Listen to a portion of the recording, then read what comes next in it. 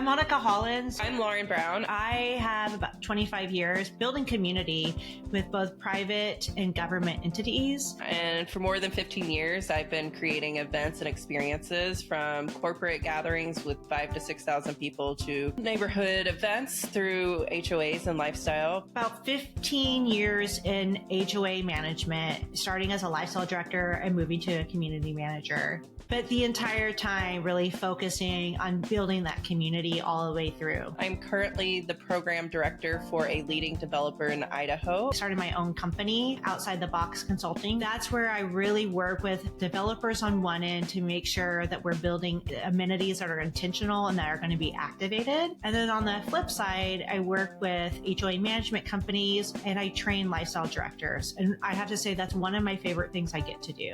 I really just truly believe that lifestyle is the heartbeat of a community, and I'm really excited that I get to do that day in and day out, and I'm excited to chat about it with you and all of our lifestyle friends.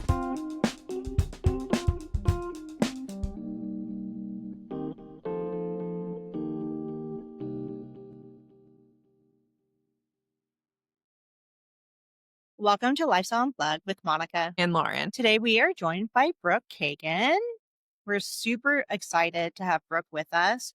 Brooke, do you want to just jump in and tell us which community you're at and how you came to be with us today? Yeah, so I'm at Heritage Bay Golf and Country Club, which is located down in Naples, Florida. We're a bundled golf community, so we have 27 holes of golf, 2 dining outlets, as well as tennis and pickleball facilities. And I was on LinkedIn one day and saw you guys were looking to have hosts and thought, why not reach out? And I've been listening to the podcast, and I think it's a great opportunity for all lifestyle directors to kind of get involved and get to know what every community is doing all across the country. Yes, I love that. Well, I thank love you for that reaching too. out. Thank you for having me. Hey, and before we jump into the questions, what did you do? What was your life prior to where you are now? So really fresh out of college, I jumped into this. So I started here at Heritage Bay 5 years ago.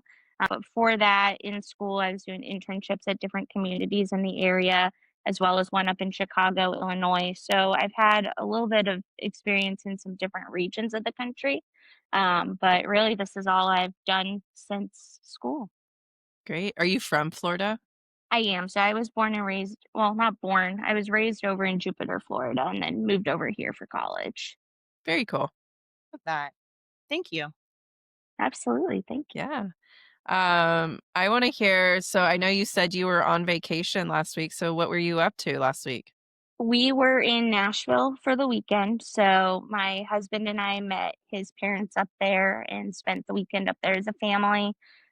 Really just kind of did all the Nashville things. So Broadway, went to a football game, Grand Ole Opry, Country Music Hall of Fame. I'm a big country music fan, so I was in heaven out there and just enjoyed every minute of it. I love Nashville. So I'm originally from Kentucky. So I went to University of Kentucky, and that was kind of our, let's go to Nashville for the weekend. It's such a pretty city. I love Nashville. I call it the brother of Austin. I don't know why. Such a pretty city and so much stuff to do there, and good food, good drinks. Can't beat it. And you probably got a taste of fall up there too, with all the leaves changing. So yes, it was a nice break from my Florida fall that does not exist. Florida fall. Good times. Those are filled with big dinner buffets. We have different beverage vendors come in to do samplings for the members. Just gets them all excited, gets them all involved. Chef does a theme for the food based on my theme for the event and the decor theme. Just really incorporating it all together with a big band out there. So it's a good opportunity, at the beginning of season for them all to get back together and see all their friends again. And then again at the end of season for them to all say goodbye to their friends before they go their separate ways for the summer. Oh, that's so fun. I never really thought about that, the having seasons down there, just snowbirds, right? So that makes sense. Why do you think food draws people in? I find that when I'm planning an event, if I do not have food, people do not show up. Exactly. I think food is a great way for people, food's so different in a sense that everybody has different tastes, but everybody's Mhm. got to eat and drink. And that's what I like to Mhm. say here at the club is whether you're a 35-year-old that's still in the working class or you're a 75-year-old that's just retired, everybody has to eat and they have to drink. And it's a great Mhm. way to kind of merge those different demographics together. Yeah, And, they all enjoy different music, different decor, but one common thing that everybody can enjoy is the same food and beverage. for sure. And I feel like too that it gives them something to talk about. Exactly. If they don't have anything in common, you can be like, "Well, but do you like this appetizer?" or something like that. It's that nice little icebreaker to get the conversation started. Exactly. And I think it also with us being at a club, they sit together in club settings and they're not Mhm. always necessarily seated with their friends. So it gives those people an opportunity to say, "Oh, have you dined here lately? And have you enjoyed this?" Or, "Hey, I went up to the grill room last week and I had this meal. You should go up there and try it." So I think by word of Yeah. mouth too, it also kind of helps spread and promote our business in both of our dining outlets because they're able to talk about it. Yeah, that's so cool, and I love that interaction between residents when they're just kind of helping new people settle in, and I think that's another good way food brings people in too, because at least in my communities here in Idaho, a lot of these people are moving from out of state to be with their kids or Absolutely. grandkids. So one way to kinda get them in is, where do we go eat? What about potlucks? Do you ever do potlucks there? We do not, just Mhm, because we do have fully operating restaurants. So it's kind of against health code violations to allow them to bring in their own food just mhm. because you don't know how they cooked it, you don't know how they prepared it. So it's just everything we do comes from either one of our kitchens here. So, kind of on that legal side, how do you successfully manage things like the liability, permitting, and things like that? Or is that all done because you have the restaurant? That's all handled because we have the restaurant. We don't allow any outside vendors to come unless they're licensed and insured. If we were going to bring in pastries or something because we don't have a dedicated pastry person, we would just make sure that the company that we're getting them from is licensed and insured. Same with any of our food suppliers or vendors and liquor vendors, things like that. Mhm, But otherwise, as far as health department, restaurants mhm. licensing, that's all done kind of behind the scenes and away from what I do, which is Right. nice because I don't have to really worry about it. Mhm, And, chef handles what he needs to handle as far as food safety goes. Myself and our food and beverage team, we handle as far as what the servers need to know for handling food, serving alcohol, and making sure mhm. that they're all certified in their respective courses. So, just different steps like that is what we do to make sure that everybody's being taken care of and we've got it all backed up and good to go. Yeah, very cool. So, how does it work there? If you are having one of your season end or beginning events, do they have to pay or buy tickets to come? Or how are Mhm. they participating in these? Yes, so they register ahead of time, and then what we'll do the day of the event is myself and my assistant, we go through and we bill all of them, and we can either charge Mhm. it to their member account, or if they wanted to pay with a credit card the day of, they could. But for Okay. most of them, they'll just pay it to their member account because it's easier. But everybody would have to register ahead of time. Yeah, very nice. And do you find that I assume there's some like annual membership that they're paying? Mhm. Is there any resistance to paying additional to come to these events? So, yes and no. The Mhm. way that our club is structured is we have a food and beverage minimum because we have Mhm. the two dining outlets. Mhm. So that's $1,000 for the year, which really, when you break it down, it's less than $100 a month. Mhm. Which isn't that bad. If I go out and eat, that's one dinner out for me. Right. Plus, any event that they go to that has food and beverage involved in it goes towards their minimum. Mm, So they have to spend that money one way or the other. okay. So you can either spend it at the restaurant or you can spend it going to an event. That helps a little bit. Mhm. Our club what their membership dues does is it helps to subsidize the cost of the event. Mhm. So that means that it helps pay for the decor, the band, the rental items that you have to bring in and all of Mhm. that. Now, some other clubs, you can pay more in your dues every year and your event's going to cost less. Our Mhm. club is very cost conscious in a sense because we do still have such a large majority of working class individuals, Mhm. as well as some retirees that used to just be a school teacher. They weren't running Mhm. $1 million company.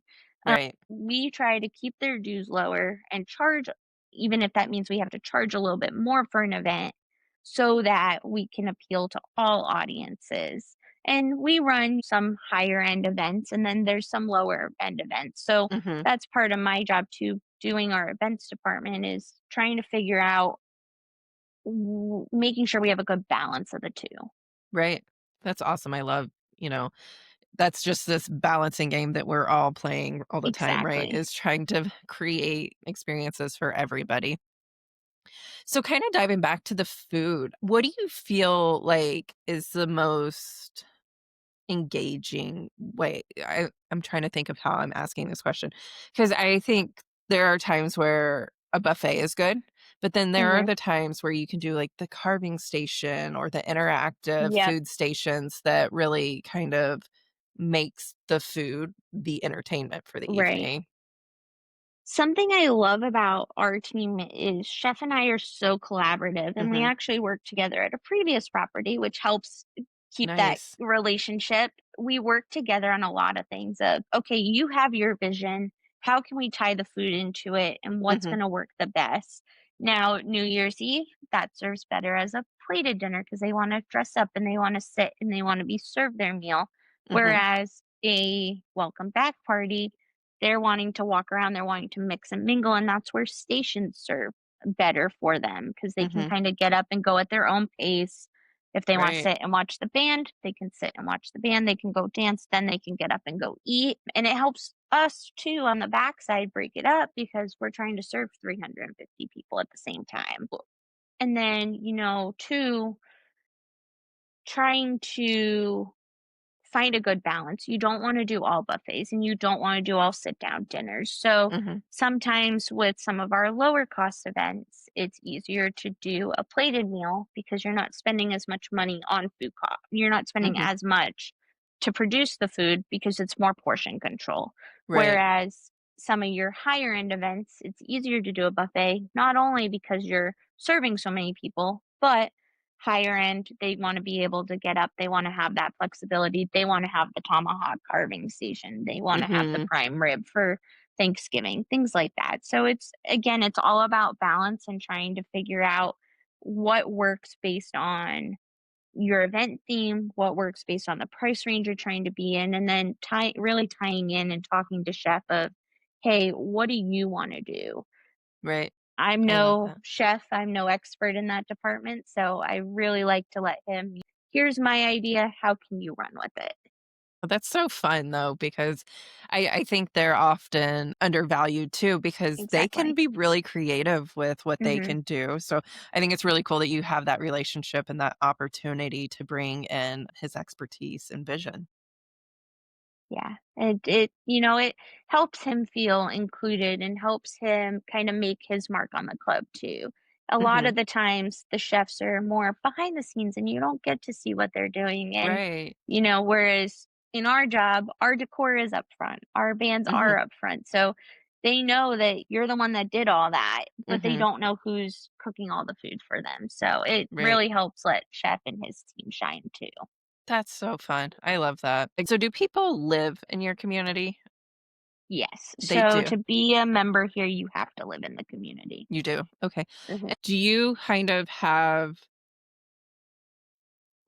relationships with the residents so that they can come forward and say, "Hey, I have an idea for this event," where you can incorporate them and have them volunteer, or is it strictly staff run? No, so we have committees here at the club. They're advisory. They're not able to make any decisions on unless they're the board, obviously. So they're all advisory, and we have what's called the Member Experience Advisory Committee. Some clubs would call it the House Committee, some clubs will call it the Social Committee, whatever you want to call it. It all kind of does the same thing. That committee meets once a month, and basically at the end of every season, I like to do like a recap meeting with them. Here's what we did this year. What did you guys like? What did you guys not like? What do you want to see next year? What do you think we should skip for the year? So that really gives me a good perspective into what the membership's wanting to see.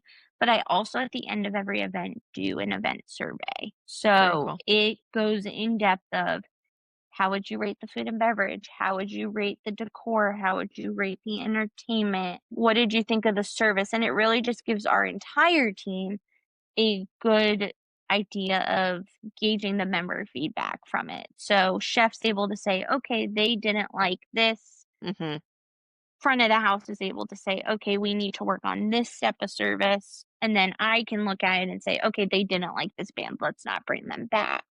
Right. I think the more ways you can get member feedback is better. Now, again, it's another fine balance of you don't want too much member feedback, because then they're going to get upset when you're not implementing something that they're wanting to see. So it's kind of a walking a fine line between here's what I think will work well, here's what the members are wanting to see. And, at the end of the day, our job as lifestyle professionals is to guide the membership and introduce activities that we think they're going to partake in. So if I get an idea from a member that I just know isn't going to work, why would I introduce it to the community? Every once in a while, you get one-offs that are not so good ideas, but then you also get a lot of good ideas because they're older, they know their demographic, and I mean, most of the times, a lot of us are younger than our average age of resident. So it's always good to have a member perspective, I think. And that's where we're lucky here that we have a committee that can provide that. And then I'm very close with the chair of the committee. I can call her and say, hey, I was thinking about doing this. What are your thoughts? Yeah. And just really bounce the ideas off of them. Oh, that's cool. Those relationships are just so important because they can add so much value to what we're doing. Do you guys, since you have a chef, do you guys get to do any sort of cooking classes with your residents? We do. We actually offer not only cooking classes, but offer mixology classes. Ooh. Our bartender once a month will do mixology classes with the residents, kind of walk them through different cocktails. And usually he puts a theme to it. This month he's going to do like a couple fall cocktails. In December he does some holiday ones. January he'll do non-alcoholic because a lot of people start off the new year not drinking. So he'll try to do mocktails for them, and then just kind of plays off of the different months and seasons, which again, we don't have very many of here in Florida, but we try. Yeah. And then we do cooking with chef classes, usually once a month to once every other month, where, he'll switch it up between one time he'll do homemade pasta. He'll bring out the pastry chef and she'll do homemade cookies, or they'll make a dessert or something. He'll bring out the banquet team and we'll almost do like a sample of what goes into a wedding meal for them here, just to kind of give them a different variety and show them that not only cooking your food for the restaurants, but we're also doing this for a wedding, or we're doing this for pasta night in the restaurant, so they can actually see step by step how those things are being made. And, he'll pair it with seasons too. So he just kind of gives them a well-rounded experience and gets them involved. So not only are they sitting there watching him do it, but they're actually rolling out the pasta and they're cutting the pasta. So fun. Exactly. So they really seem to enjoy those ones. I love the idea of a mixology class. I might have to try that in one of my communities. The mixology's fun.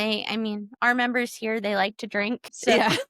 They're retired, right? Them, but they, for whatever reason, I feel like our community just loves to drink. So they love going up there, and they're small. It's 12 to 16 people, but that's also how he keeps it more hands-on. And not only are they watching him make the cocktail, but they're actually making it themselves, and then they get to try it. So that one seems to be a big hit here.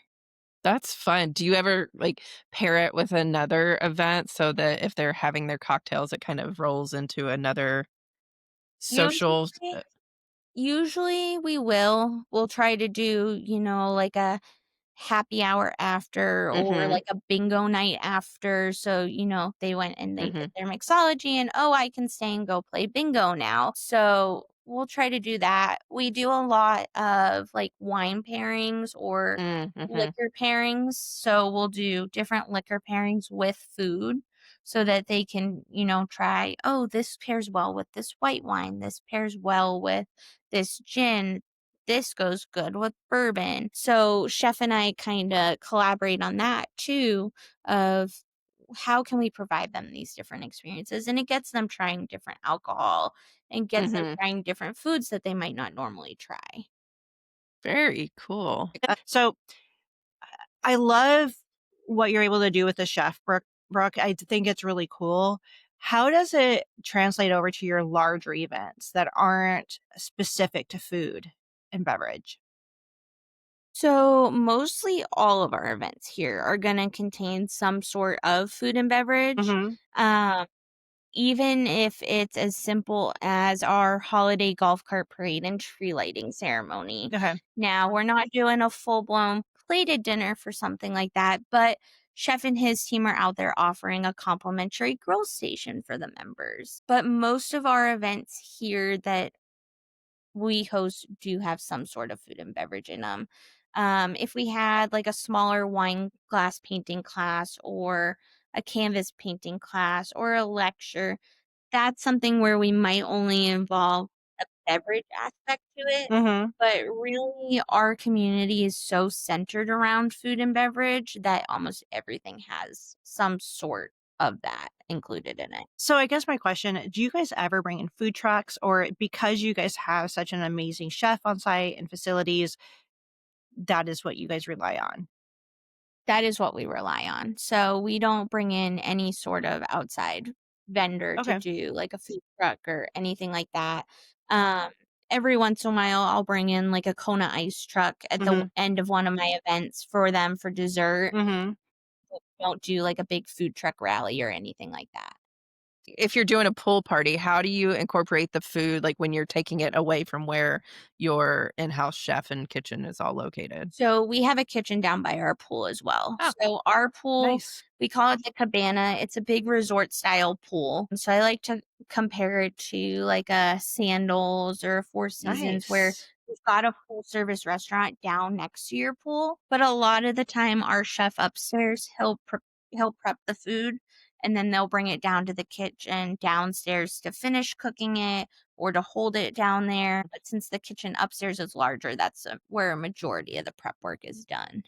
So Very cool. yeah, so remind me, are you 55 and older or all ages? We're all ages.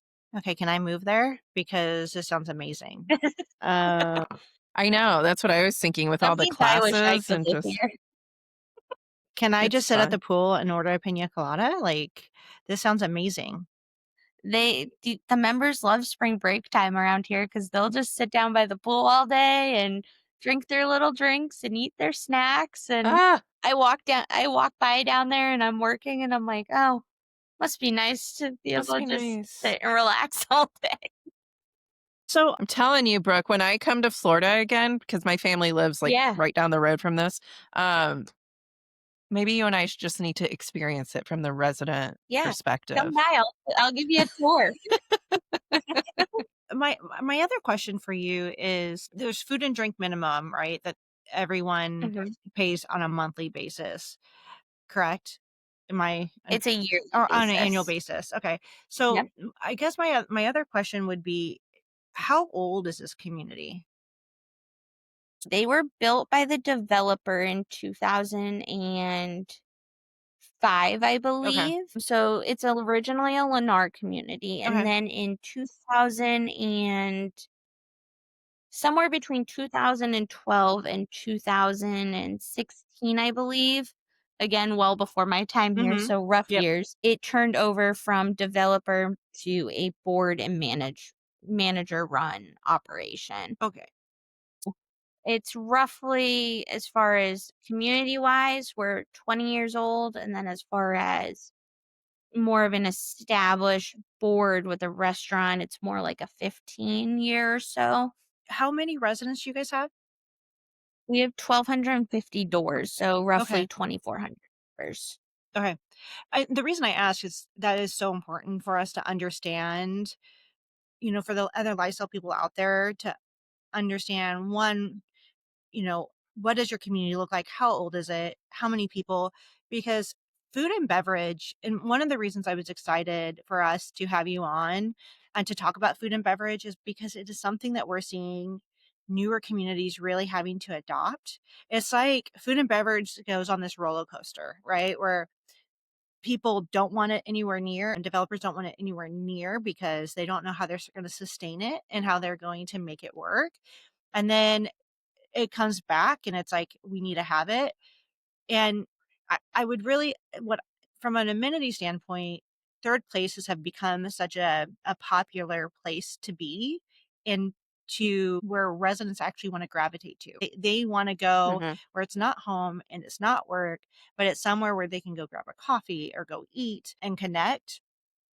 And, one of the biggest questions I get from developers is, well, that's great. We'd love to do that. But how do we sustain it? Right? Like, how do we make it happen from the ground up? Right. And so I think it's important just to point out that you guys have been doing this for 20 years. You've been able to kind of fill your community in with the residents. But on that question, has it been or is it open to the public, your dining areas?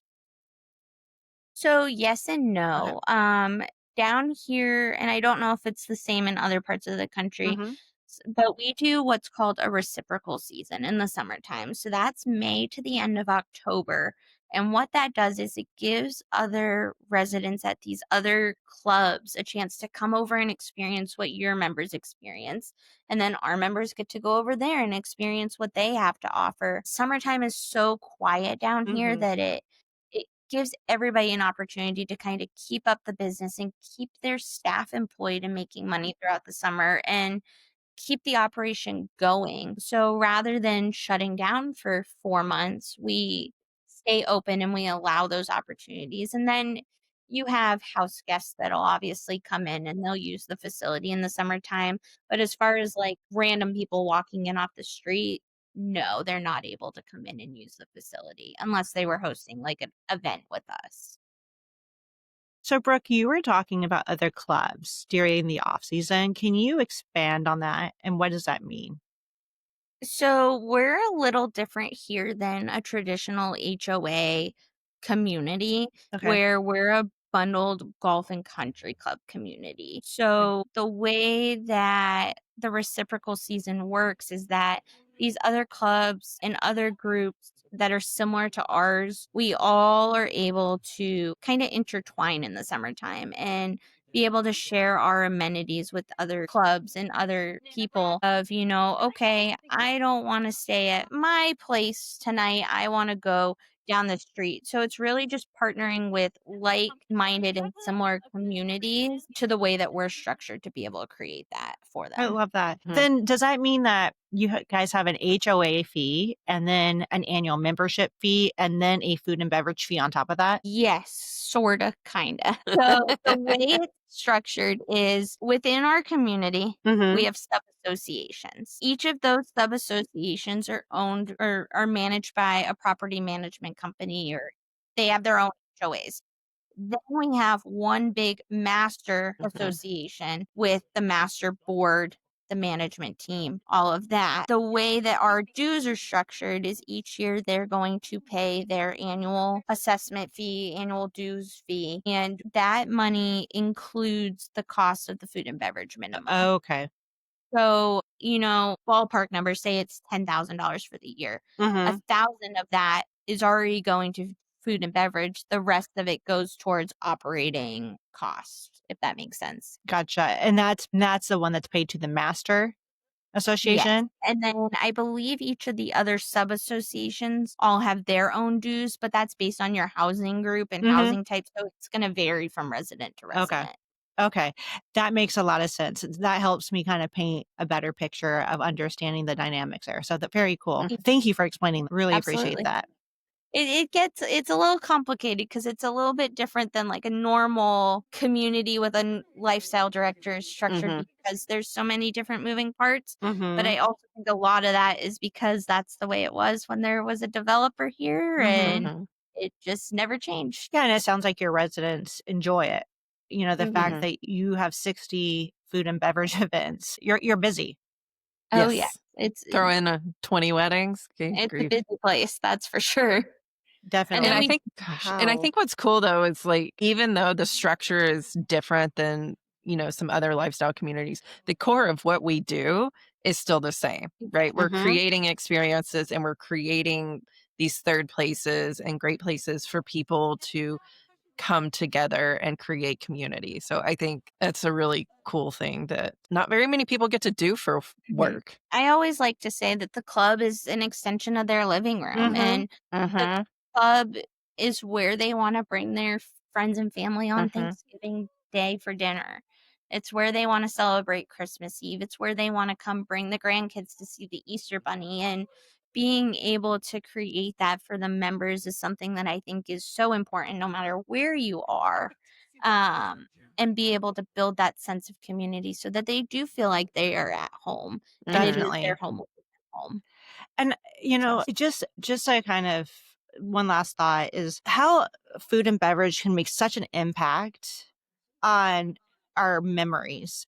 You know, Mm-hmm. I had a friend who contacted me and she's like, I don't know what to do. She's like, I want to celebrate my daughter's 15th birthday, but we have no time. Like she's Mhm, so busy with school and I just don't know what to do. I'm like, well, why don't we just do a surprise lunch? Right. Like, mhm, and it sounds very simple, but the ability even for our teens to be surprised and be able to have lunch with their friends and mhm, eat and gather is Mm-hmm. so impactful mhm. that I think sometimes we're like, well, it's just eating. Everyone eats. But it's Right. what are you making of that moment? You Mhm, know, Mm-hmm. and so I think there's so many opportunities around food and beverage to make it even more special than what we do on a nightly or daily basis. And so I think exactly, that's where a lot of the magic lives within your community.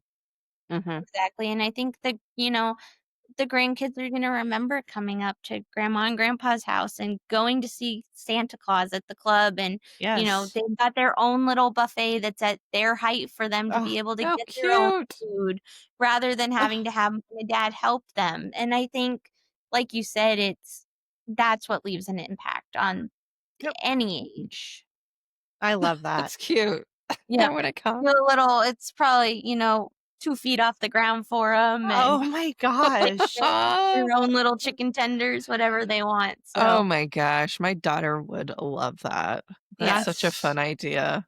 And that's they like memories, being right? able to have the Mhm. freedom to get what they want and not have to rely on mom and dad. Yeah, So And that's cute. I bet when they go to restaurants with mom and dad, they're like, "How come they don't have a buffet my size?" Yeah. right? Grandma and I wanna grandpa go to say the yes. restaurant that's my size. Oh, I love I that. could That see is it. so cool. What a great idea. Yeah. Well, thank you Mhm, again so much for adding some color to that because, mhm, I think we have so many different people who listen that have a setup very similar to yours or maybe not. But I think Mhm. even if they don't have a setup, there's so much that they can learn from what you're mhm. doing. Was the restaurant there from the very beginning of this development? No, I don't believe so. Back in 2021, we finished up a renovation of both the pool restaurant and then the upstairs grill room restaurant. So prior to that, down at the cabana, they called it the Cheeky Hut, and it was more of like a snack shack type of Mm-hmm. thing. Very limited chips, chicken tenders, little kind of bites while you're sitting at the pool. Mm-hmm. There Mhm. wasn't a bar. Now it has a full service bar, full service restaurant, pool service while you're sitting at the pool. Um, Awesome. we do live music down there throughout the week, twice a week. Chef runs different lunch specials, different dinner specials, and then we're hosting some of our larger events down there too. Upstairs at the grill room, that existed before, but it was a 36-seat restaurant.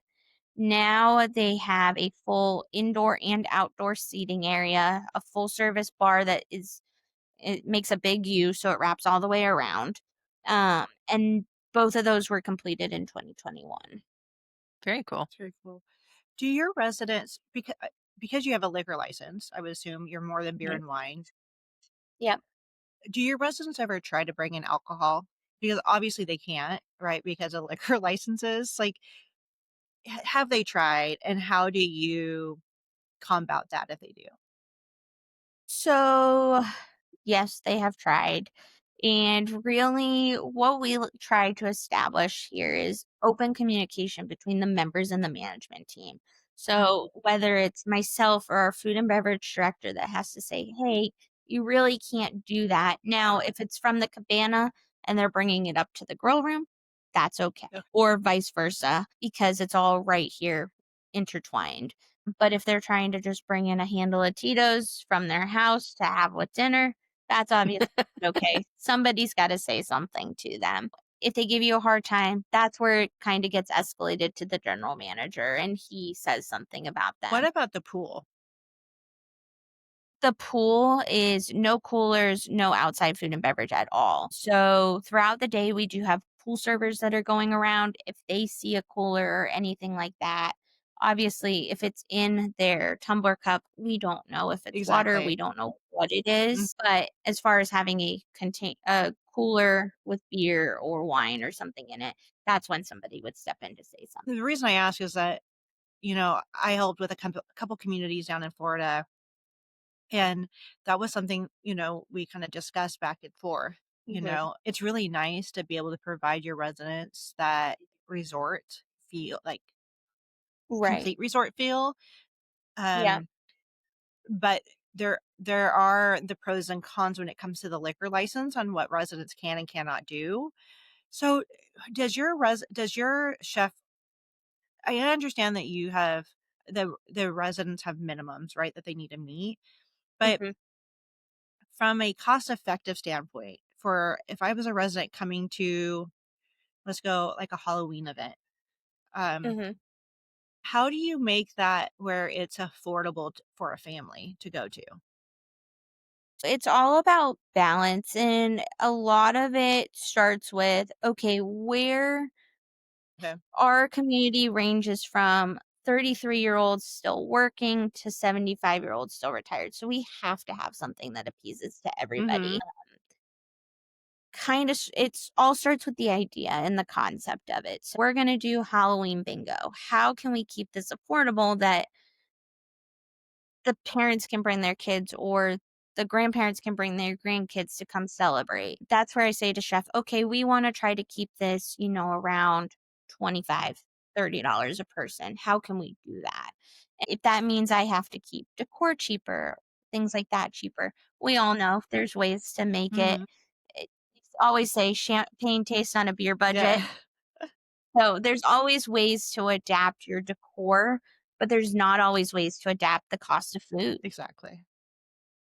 I go to chef, hey chef, we're going to try to stay around $30 a person for this.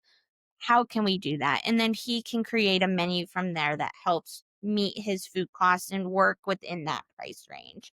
Then, we have New Year's Eve where that's closer to $100 for a nice sit down filet and lobster tail dinner. So it's really just trying to diversify the different price points you're in for these events and tailor it around the demographics, and you get to know who's going to come to those events and who's not come to those events. And part of it is, how can we make those people that aren't necessarily going to come want to come, but also keeping that standard for the people that have been coming to those events for 10 plus years the same, where they're still experiencing that same event that they had 10 years ago.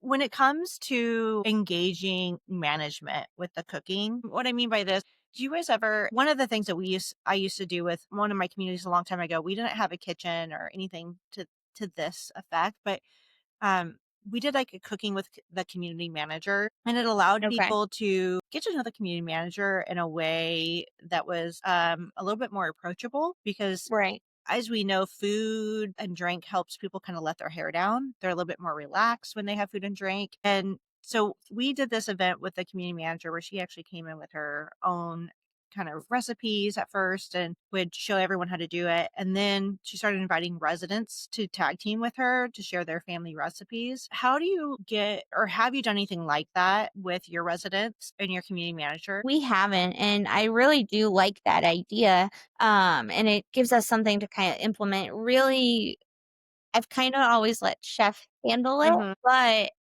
I'm usually there, and a lot of the times I'll sit and take the class with them. Mm-hmm. That way I can interact with them more on a, oh, I'm not just the girl that sits behind the desk at the office Mm-hmm. and that you Mhm. have to come and talk to when you want to sign up for something. It's building those relationships, like you said, in a more relaxed environment of, hey, we're making pasta together. Mm-hmm. And, it also, I think, helps them open up and share their feedback a little more willingly, not feel like they have to, hold back on, hey, I really think we should try this next time. And it also gives me an opportunity to see the class from their perspective of, okay, chef, next time, let's try and do this a different way. I think that would go over better. So I usually try to, during events and things like that, be out on the floor, be talking to them, and almost create that relaxed relationship with Mm-hmm. them, because I think the relationship you have with your community is so important. And that's the reason we enjoy going to work, is because we like having those relationships with our members. So any opportunity I get to chat with them and, hey, you just went and visited your grandkids. How was your trip? And um so really just trying to relate to them the best that I can and get to know them is something I really try and strive to do here. That's so important. I love Hmm. that. So I actually have a couple more questions for you, Brooke. What would you say was your hardest, like when you started 5 years ago, Hmm. what would you say was like the hardest thing to overcome or your biggest hurdle? I think the hardest thing for me at that point in time was the fact that not only was I fresh out of college, I was on the younger side, and you're stepping into a community where a majority of them are 55 and older, and they're looking at you and saying, well, what do you know about what I like to do? Mhm. Um, and slowly over the past 5 years, I've been able to prove to them that, yeah, I'm on the younger side, but look at all the fun you've been having since I got here, and really just enhancing their membership experience in ways I don't think that they ever thought when I walked through the door Mhm. going to happen. So I would say that, but I would say that's definitely one of the biggest hurdles was, my age, and Mhm. trying to just show them that, you know, while there is that age difference, that doesn't Mhm. mean that you're not capable of doing it. And sometimes you can bring ideas to them that they Mhm. didn't think they were going to like. And all of a sudden, you bring it to them and they're like, oh, this actually is a cool idea. This Mhm. is fun. One of my first events I incorporated for our fall festival, I brought axe throwing. Who would have known that 65-year-olds love to throw axes? And, at first they're like, well, we're all too old for that and we're not going to enjoy that. And you Mhm. get them trying it and trying new things. And, now it's become a staple and I have to have it, or they're upset that you don't have it. I love it. That's awesome. And that's so relatable, Brooke, because I mean, I have a lot of experience with the 55 and up. And when I first started, they were like, what do you know? I'm Exactly. just like, just bear with me, come. And if you don't have fun, then you can say, I told you so. Yep. And they always have a good time. And then you just start to build that rapport and relationship so that they'll give me a hard time still, but in a fun, loving way. Exactly. And And I it think also that helps them. goes back to the relationship that you have Hmm. with them, and, that open communication of, if something's not going to work, I'll be the first to admit that it didn't work and Hmm. we'll do something different next time. Yeah. That's right. And I would say that no matter where you are, any lifestyle director coming in, no matter what age they are either, I would say residents rightfully are going to question, right? Because Exactly. they are depending on you for their lifestyle, right? They're depending on you to create the fun that they bought into. And I would say kind of across the board, that is probably the hardest thing about what we all do is that first year especially is so hard to come in and really prove yourself and let people know like I'm here because I care. I'm here because I really want to make this a place that you love to live. But so many of them, residents, it's hard because like if they love the person before, even if they, even if it but and I mean, it could be good or bad. Maybe the person before wasn't great, right? And so they're like, "Here we go again." There's like really, the reason I want to bring this up and really hammer it home because we have so many lifestyle directors that listen, and it doesn't matter how experienced you are. Your first year, no matter where you are, you're going to get pushed back in one way or another, and your ideas aren't going a lot of the ideas won't be like, "Yeah, sure, that's awesome. Let's just do it."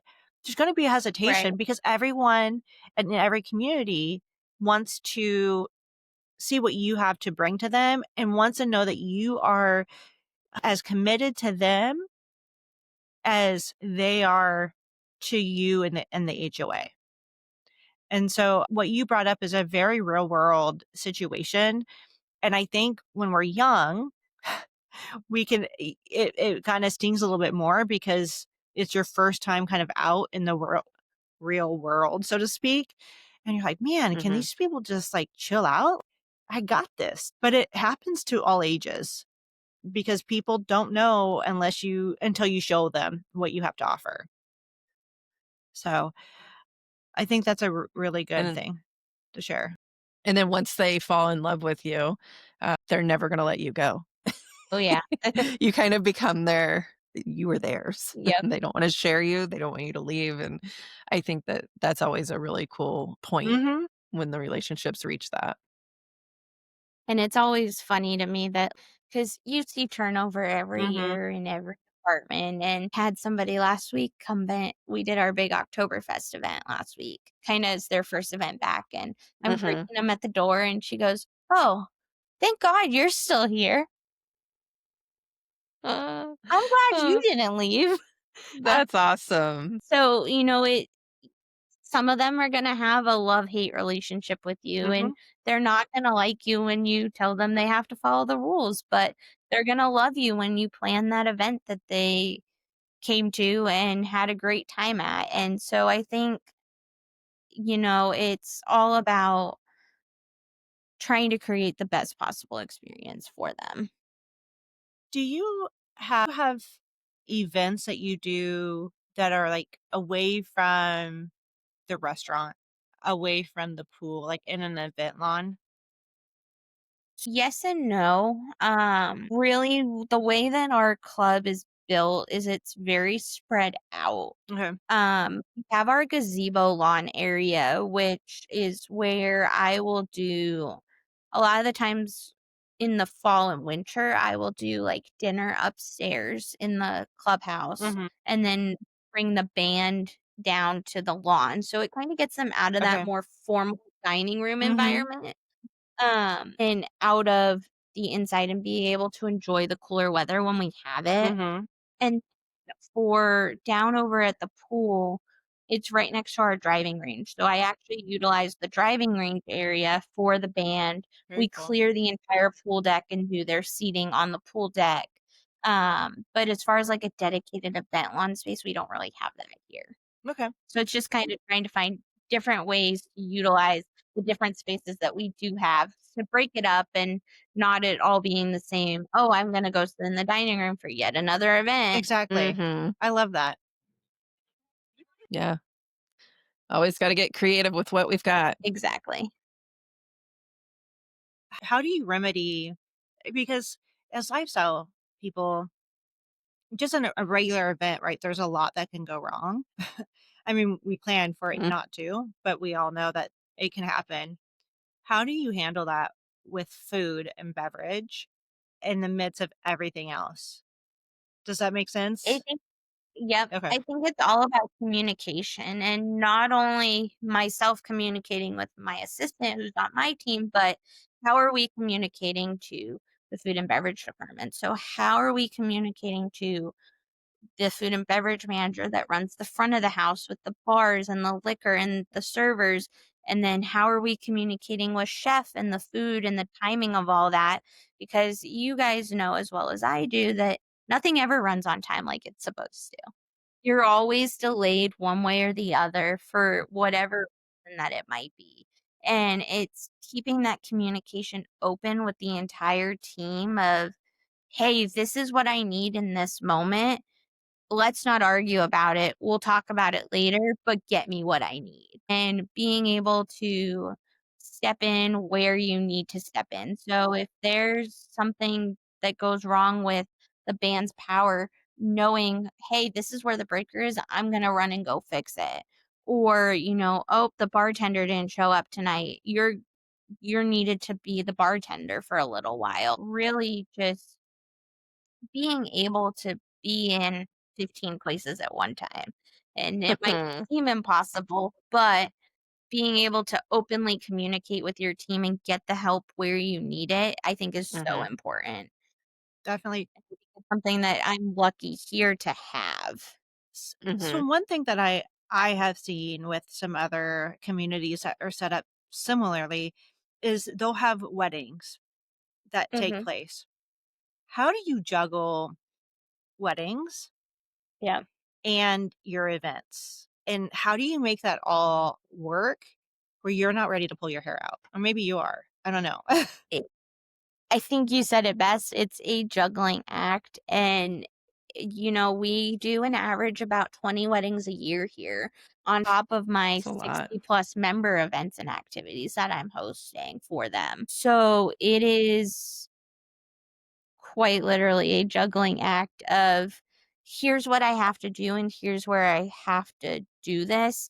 And I think a lot of it comes down to the organization of it and being able to trust the team around me that, hey, food and beverage, you don't really need me for this wine tasting. Please take care of it. Or, letting I'm lucky enough to have an assistant that I can say, hey, can you please help me out with this so I can work on this? That is one of the ways that we're fortunate enough in my community is to have those different layers and be able to have people to lean on. Great, don't get me wrong, I'm doing a lot of it, and there are days that you wanna pull your hair out, but a lot of it comes down to the organization and the communication and being able to rely on your team to help you. You just said something that Lauren and I talk about all the time.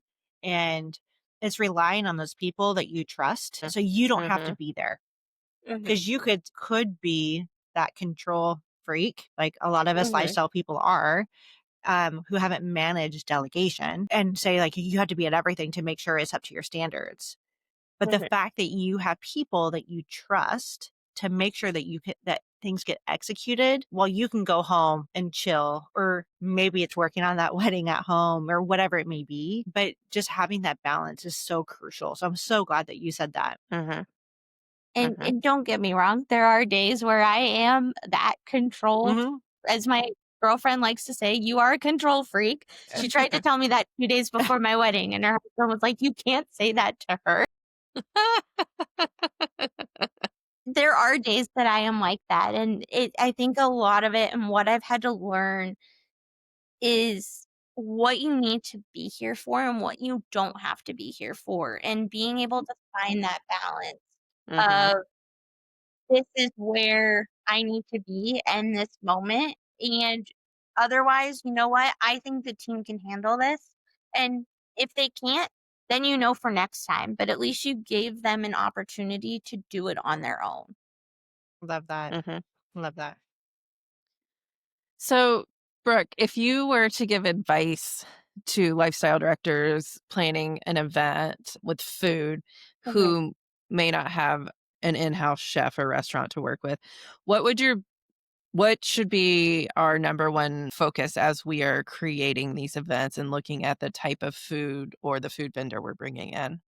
I think it all starts with your vision. So coming up with what you want that event to look like, and that's really the root of it. If you're doing a Western theme event, don't serve Mexican. Right. And I think that's, you know, here I'm fortunate. I have a chef that can tell me, "Hey, that's not a good idea." Um, but I think really being able to tie it all together is what your goal is, and that's our goal in anything that we do. So Hmm. being able to say, "I'm gonna have a Western event, let me find a few different barbecue food trucks to do, or a few different barbecue caterers to bring in." Um Hmm. Starting with your vision, and I always say that I kinda work backwards. I start with the vision and plan the decor, and then I figure out the food later. Hmm. I think that has helped me kinda be able to tie it all together, because food's probably one of the yes, it's hard to appease to everybody, but it's also one of the easier things to factor in at the end. Right. Yeah, it's a very flexible piece Exactly, of the puzzle. exactly. Very cool. So I just want to thank you for coming on and sharing. Yeah. Well, Brooke, thank you so much for taking the time to chat with us today. I think for our listeners, this is some great insight to how to incorporate food and really enhance the experiences through that. So I just want to say remember to savor the moment, whether it's conversation or the cuisine. Stay present, and we'll see you next time.